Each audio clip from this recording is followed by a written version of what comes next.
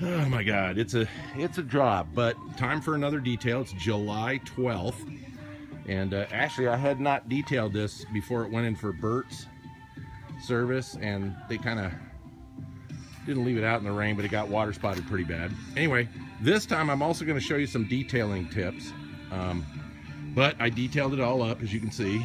Once again, washed it, did the standard wash. I don't hose down the top area, okay? What I do is I put the hose on a very light mist the body work, soap. I use Dawn, by the way, Dawn dishwashing liquid and water. Wash it all off and then mist it all off. I don't hose it down, okay? So just to get the soap off. All right, then some tips. It's best to do the tires and the plastic first before you wax, and let me tell you why.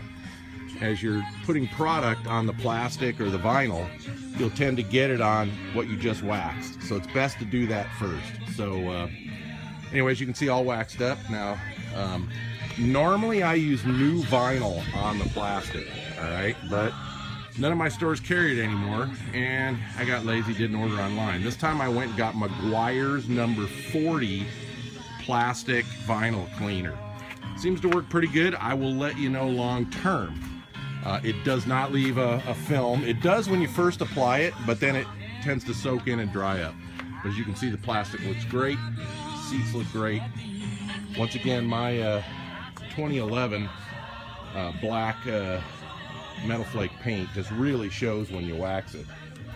All right, so again, do the vinyl first, do the plastic first, do the seats first. Last thing you do is wax it. Now, tip from me, wait till the end to do the fenders and wax them, because as you're doing stuff, especially if you're in shorts like I wear, you'll tend to get body and sweat all over the lower part. So start from the top, work your way down.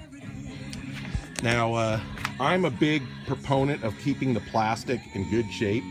There's plastic everywhere on this motorcycle, down under the belt guard, you know, the rear, the strut covers, everywhere. If you don't keep up on that stuff, it's going to oxidize and get brittle, and eventually you'll be breaking plastic everywhere. So I'm a big proponent of keeping the plastic in good shape on this bike. Even if you don't do a detail and wax, every now and then get some product to put on the plastic. Keep that oxidation off and keep it looking good, or later you will have problems. Speaker grills, you know, everywhere. So now one thing I also do is nothing like detailing and then open your hatch and have all this look like crap. So I always clean. You'd be amazed. See, here's the rubber seals for the hatch. All this is exposed to dirt and everything else. You'd be amazed how dirty these areas outside the rubber seal get, and including road grime, oxidation, and everything else. So make sure you take those apart, clean those up as well. All right. Under the seat, by the way, I just put a new seat shock on. Watch this. Opens on its own. A little stronger seat shock. Same thing with the plastic under here. It's going to get brittle. It's going to get oxidized. So I put product on everywhere I can get plastic. As a matter of fact, when I do service and pull panels off, I'll take the plastic that's underneath and also put product and get it cleaned up. All right, so just some tips from me. But, you know, some people might say, the hell with that, just ride it, ride it, ride it. Well, I do ride it. I ride it a lot.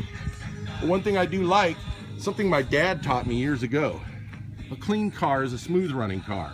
I'm not saying that's true.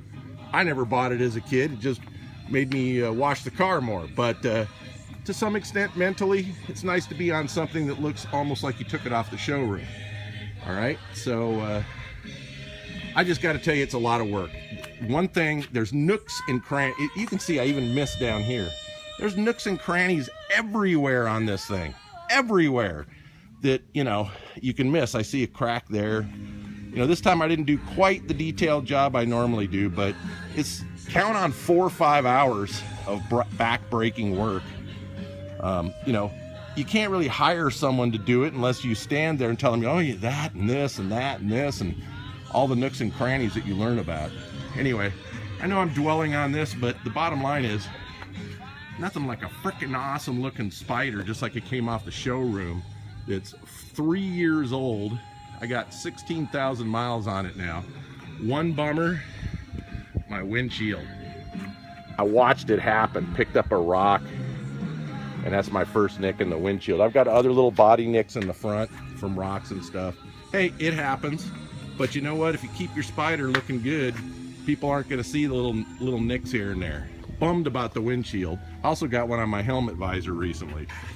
But anyway, just showing you what a detailed Spyder can look like. I only do this about every 4 or 5 months. Normally what I do for touch-up, I don't use those spray cleaners or, you know, all that other detailing stuff. In my opinion, doing all that and taking the spray can and going over it is just as much work as actually doing a real cleaning job. All right, that's just my opinion. Everybody can have their own opinion. What I do is I just dust it off with a microfiber. You know, when you got a good coat of wax on there, you're not going to scratch it, and you just dust it off, clean up some dirt spots in the front, and that's what I do as far as cleaning maintenance between details. And then about every 4 or 5 months, I just do a full wax, full wash, and detail. Anyway, I'm still not sure I like this McGuire's. I don't know, I think I still like my new vinyl. We'll see. Anyway, a little long-winded, but bottom line, some tips from me on detailing and what I do.